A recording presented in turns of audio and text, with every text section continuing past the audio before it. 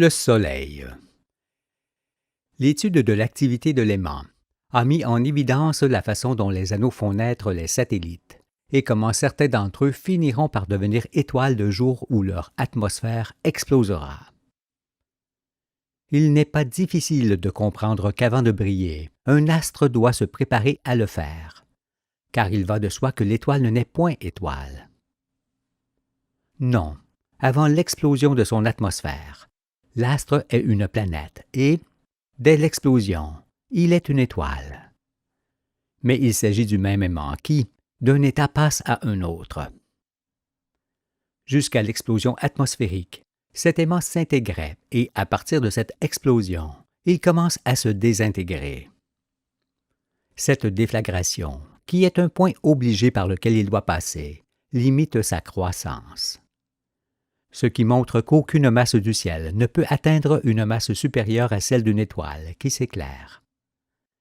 Cette explosion nous fait assister à la naissance d'une étoile nouvelle, à une nova, autour de laquelle se forme progressivement une couronne de vapeur qui passe tour à tour sur chaque planète, avant d'aller enrichir les nuages abondants de la galaxie.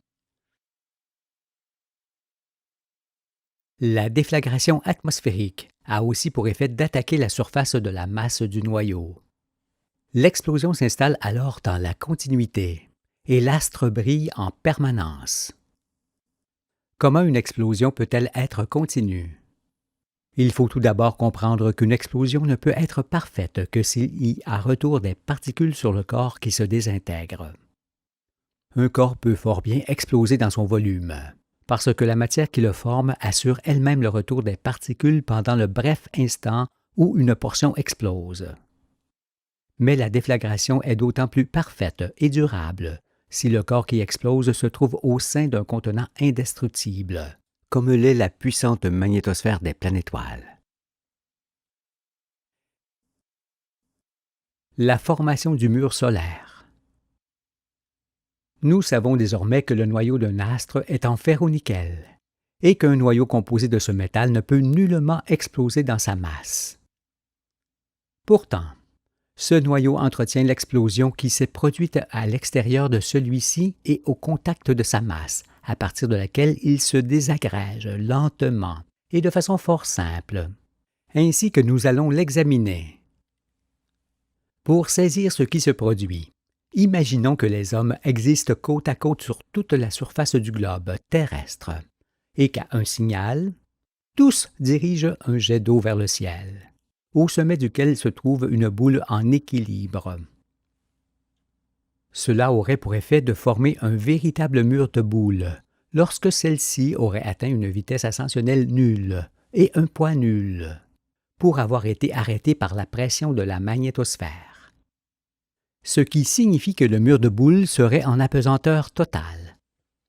Si l'on suppose maintenant que la pression magnétosphérique augmente rapidement, cela a pour effet de rapprocher d'autant le mur de boules du sol. On peut comparer le comportement de ces boules à celui d'une balle que l'on fait rebondir entre la main et le sol. Car, lorsqu'on descend la main plus près du sol, la balle accélère son mouvement ou, au contraire, le ralentit lorsqu'on recule la main. Eh bien, c'est exactement ce qui se produit tout autour du noyau de l'étoile après l'explosion de l'atmosphère. Ceci est l'image d'un aimant qui passe de l'intégration à la désintégration de sa masse. Il s'agit d'une planète, telle le Soleil autrefois, qui se met soudainement à briller. Je rappelle que le Soleil était auparavant semblable aux planétoiles dont le noyau finira par se découvrir, en offrant ainsi une mer de métal en fusion portée à très haute température. Et c'est à cet instant que leur atmosphère sera prête à exploser.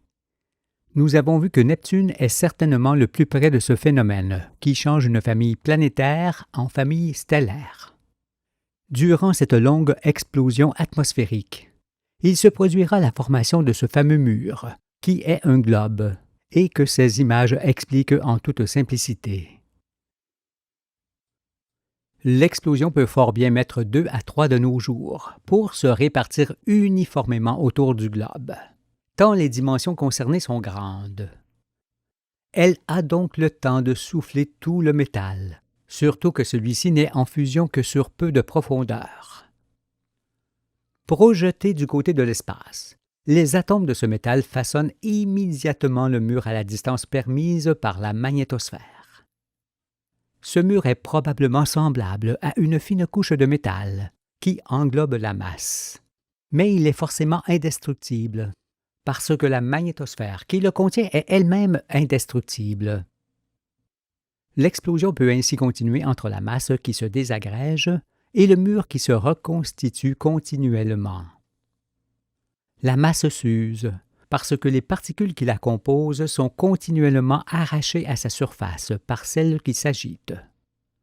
Le mur s'use également depuis l'extérieur de celui-ci, où la très haute température le change en gaz. Mais il se régénère continuellement de l'intérieur par les particules qui proviennent de la masse. Pour bien saisir ces mouvements et transformations, examinons d'abord la magnétosphère solaire. La magnétosphère solaire. Maintenant, nous savons que ce sont les planètes qui, par leur sollicitation et leur appétit, font ensemble fonctionner leur étoile. Il est donc certain que la puissance magnétosphérique du Soleil est égale à la puissance magnétosphérique de toutes ces planètes réunies. Ainsi que cela a été expliqué, les planètes consomment les anneaux du Soleil sur lesquels elles évoluent. De ce fait, elles tirent sur ses lignes de force et par conséquent sur sa magnétosphère qui descend sur lui d'autant. C'est pourquoi la magnétosphère du Soleil est égale à la somme des magnétosphères de ces planètes et de leurs satellites. Elle est si dense près de lui qu'on peut la voir en partie depuis la Terre lorsque le Soleil est occulté par la Lune. Il s'agit de cette fameuse couronne lumineuse qui entoure son disque. Ces trois images montrent que si un changement d'activité intervient dans l'ensemble des masses planétaires, ce changement fait varier d'autant la pression magnétosphérique du Soleil.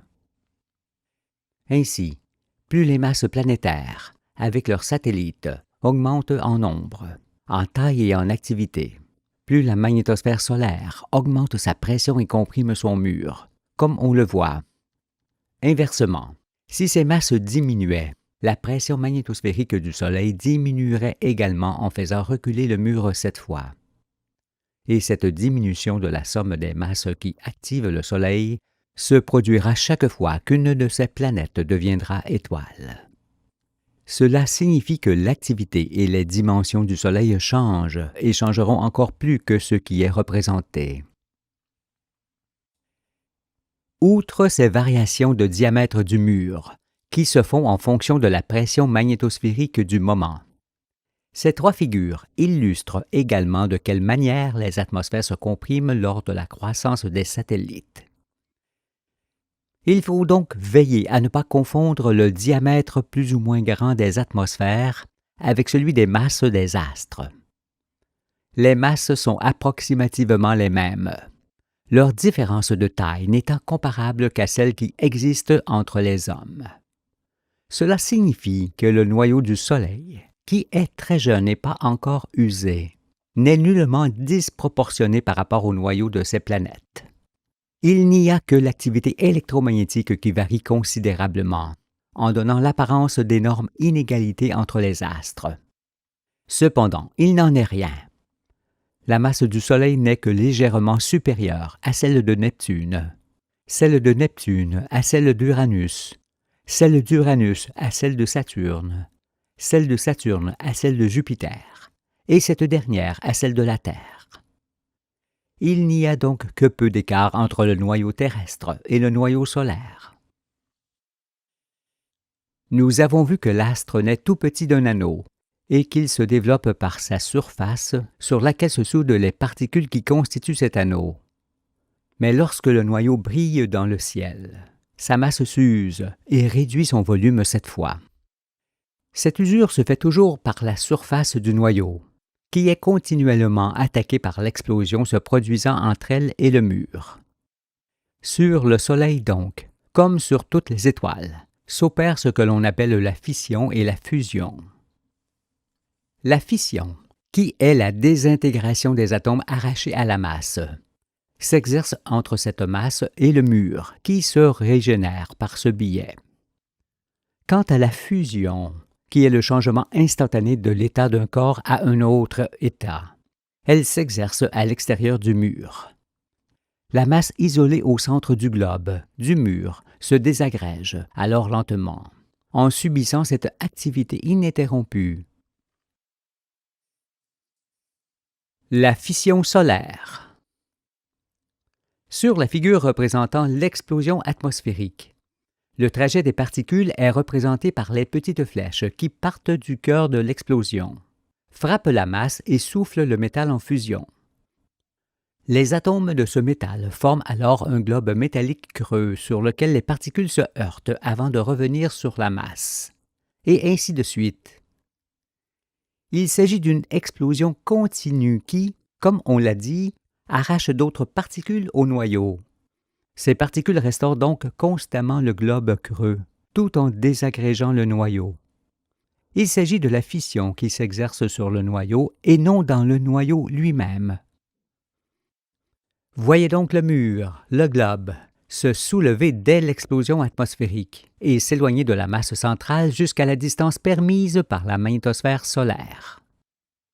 Ainsi, il apparaît que le mur repousse d'autant et sans l'interrompre toute l'activité électromagnétique qui s'exerçait autour du noyau.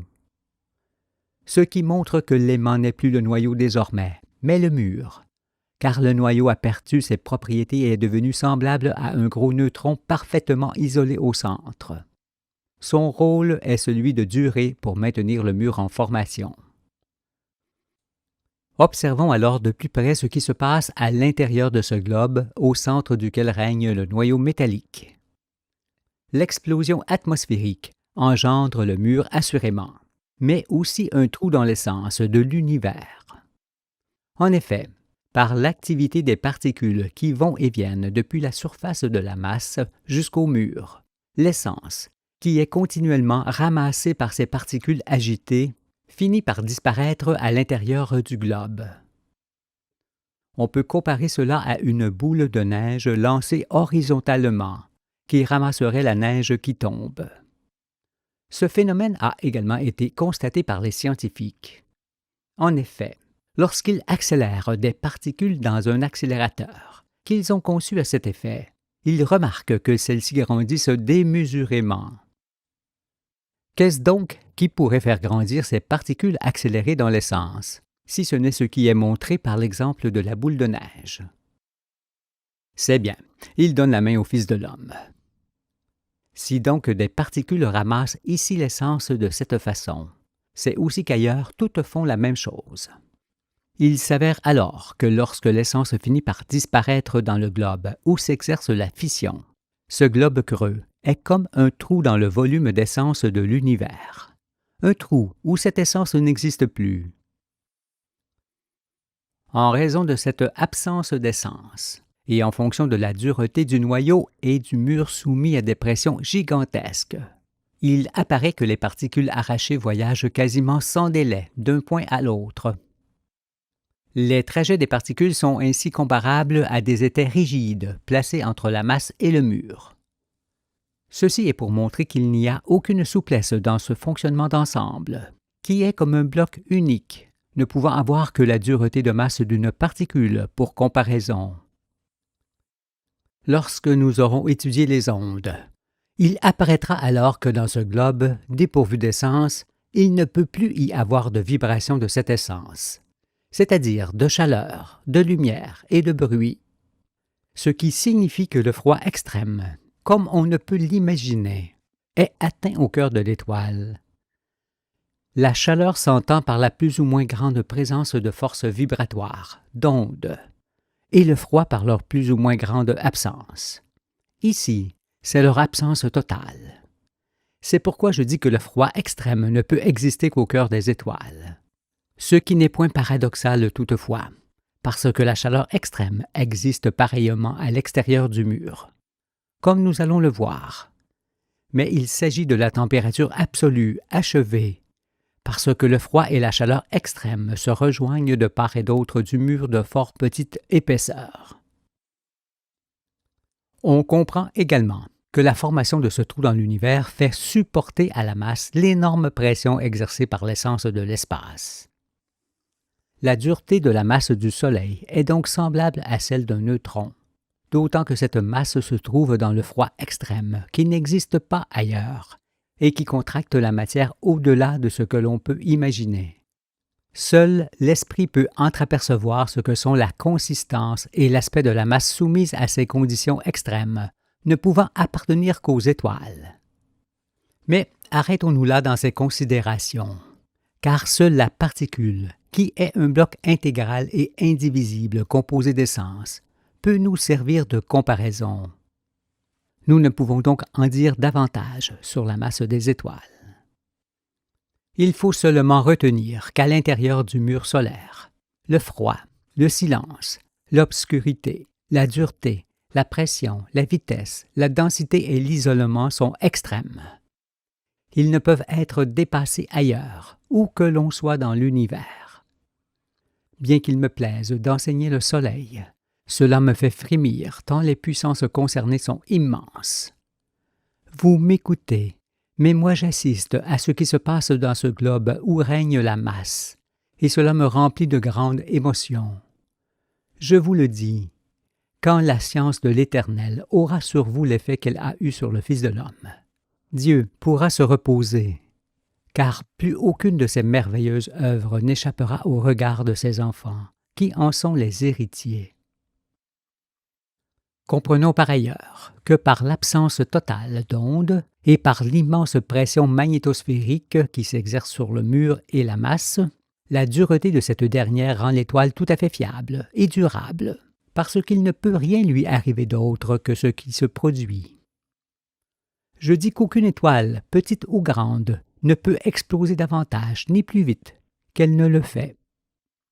C'est pourquoi le Soleil demeurera ainsi et dans une activité variable jusqu'à ce que son noyau soit entièrement consommé, comme il le sera au terme de son chemin qui le conduit au centre de la galaxie, où il s'éteindra.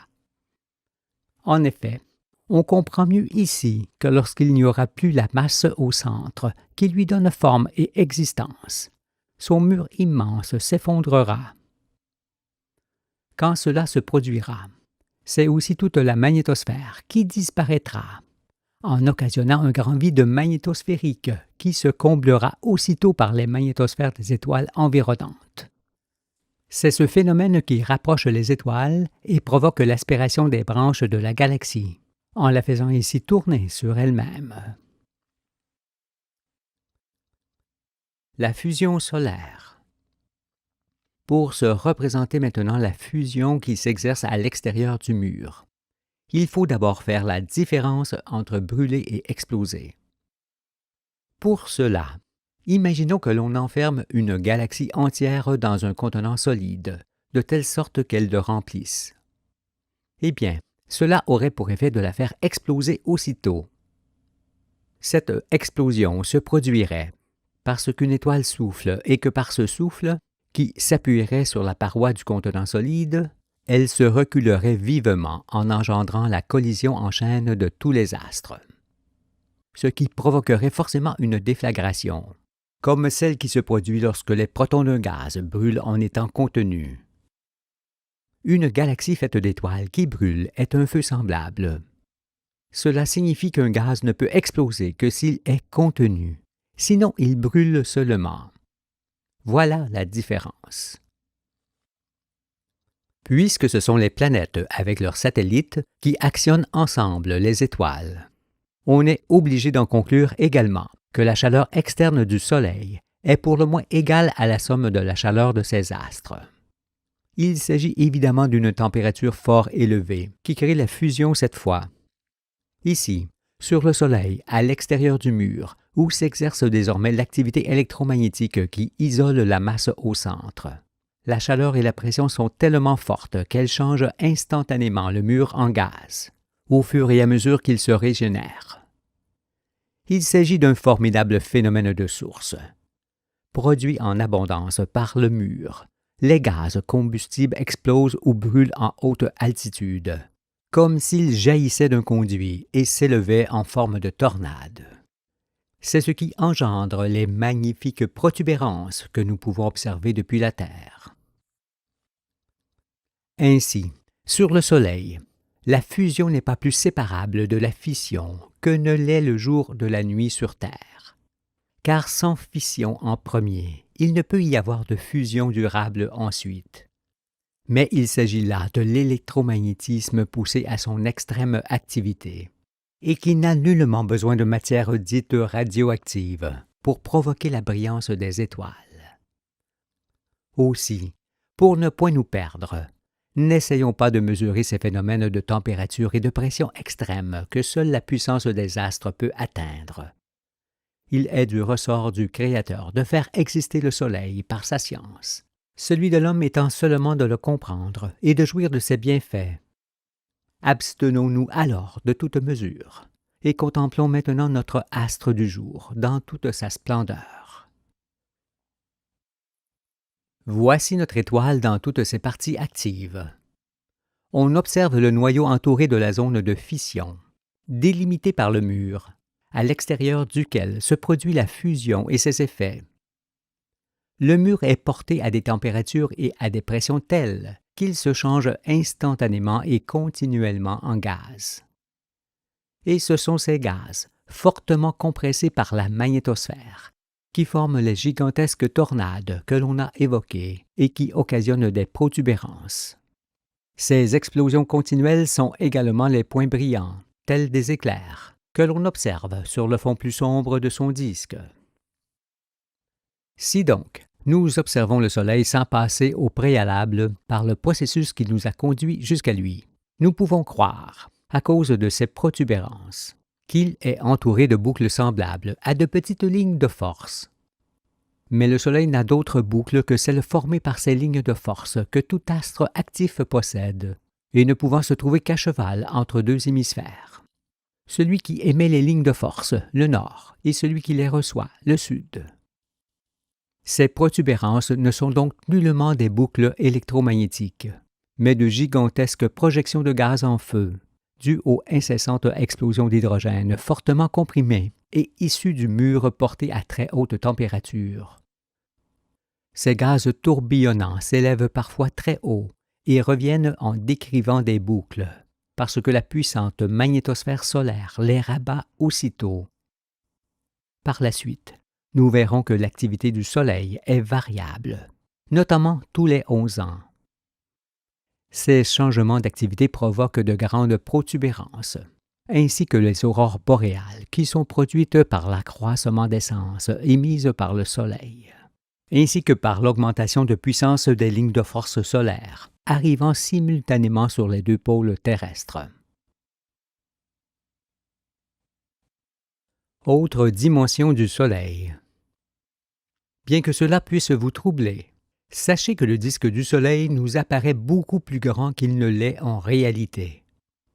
Je dis que le Soleil est nettement plus petit qu'on ne le voit, car, en raison de son puissant rayonnement, tout ce que l'on observe de lui est très amplifié. Il est connu que lorsqu'un corps est une source lumineuse ou fortement éclairée, il paraît plus grand qu'il ne l'est. Ici, c'est semblable, parce que nous parlons de la plus grande source lumineuse qui puisse exister. Il est donc évident et certain que les dimensions solaires, comme le disque, les protubérances, les taches noires ou les explosions, sont très inférieures à ce qu'elles nous apparaissent depuis la Terre. Nous verrons prochainement que la grande atmosphère en feu du Soleil est continuellement brassée par l'anneau de l'étoile de laquelle il descend, et que c'est ce phénomène qui donne à cette atmosphère l'apparence d'être vrillée. Cet anneau de l'étoile mère du Soleil forme également les gouffres sombres, les taches noires, qui barrent son disque, comme l'anneau du Soleil forme la tache ovale de Jupiter. Pensons également que notre astre du jour est comme une source qui rend l'essence à l'espace où elle fut prise pour le former. Il convient aussi de remarquer que l'essence n'est pas directement restituée par le mur solaire, mais par les gaz qui explosent et brûlent. L'essence forme les particules, et seules les particules peuvent, en se désintégrant, restituer l'essence à l'extérieur du mur. L'intégration forme les particules et ces dernières les astres, et la désintégration désagrège l'astre qui redevient particule. Et ce sont les particules qui rendent l'essence en brûlant. Cela signifie que l'étoile rend l'essence à l'espace par l'intermédiaire des particules, et non directement. Dorénavant, nous savons que l'activité électromagnétique concerne la magnétosphère, les lignes de force, les anneaux et les masses que ces anneaux produisent. Or, pour qu'elle puisse demeurer autour de la masse lors de l'événement stellaire, il faut évidemment que cette activité se trouve à l'extérieur de cette masse et non à l'intérieur de celle-ci. Car il est certain que si l'électricité passait dans la masse des conducteurs, le Soleil ne pourrait être démontré.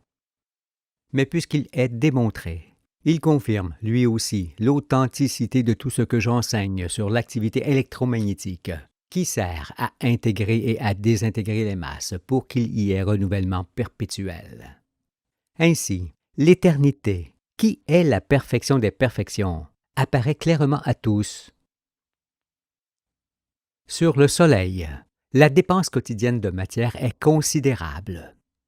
Et s'il n'y avait que l'usure de sa masse pour la compenser, notre étoile disparaîtrait bien vite. Certes, cette masse s'use, mais en petite quantité et fort lentement.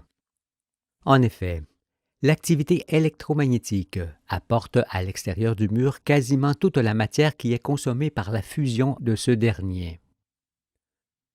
La durée de vie du Soleil sera donc très longue.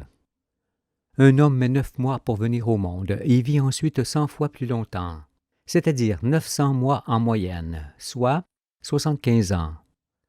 Pareillement, il faut un certain temps pour former un Soleil, et ce Soleil dure également le centuple du temps qu'il fallut pour le former. C'est pourquoi je dis que la durée de vie du Soleil sera fort longue. Elle sera de 100 myriades d'années. Tel en est le nombre juste que j'ai entendu et qui correspond à la durée de vie des âmes. Cette image nouvelle du Soleil est bouleversante, parce que c'est la première fois que le regard de l'homme pénètre jusqu'au cœur de notre étoile et dans sa réalité. Devant une telle perfection, je suis rempli de grande émotion. En vérité, j'entends aussi ses bruits, j'assiste à ses mouvements, j'entre dans sa gloire, car tout ce que j'explique est une succession de faits pouvant être soumis à observation et vérifiés. Dieu me fait percevoir son univers merveilleux, depuis l'imperceptible lointain jusqu'au centre de mon âme, afin que ses œuvres ne m'échappent et que je puisse les enseigner. C'est pourquoi je vais d'émerveillement en stupéfaction qui me font constamment respirer l'émoi. Le Père m'a orienté sur le chemin qui conduit à l'existence du Soleil, en me montrant qu'il était l'aboutissement d'un long processus électromagnétique. C'est pourquoi sur le chemin de la vérité où je vous emmène, il n'y a point de lacune ni de porte fermée qui obstrue le passage. Avec le témoignage d'un simple aimant fait de main d'homme, on a démontré Jupiter et ses satellites, ainsi que la façon dont il sera amené à briller le moment venu. Nous savons alors en toute certitude que le Soleil était autrefois comme lui. Mais vouloir expliquer le Soleil à partir de ce que l'on observait de lui était une entreprise vouée à l'échec. Toutefois, sachez que c'est en voyant ce qui n'avait jamais été montré et en entendant ce qui n'avait jamais été raconté que les grands, les intelligents et leurs prêtres s'emploieront à vouloir anéantir ce que je dis. Mais à vous les humbles, qui donnez comme moi valeur de vie aux astres, je vous demande ceci. Comment ceux qui ignorent parfaitement l'activité électromagnétique universelle pourraient-ils connaître le Soleil?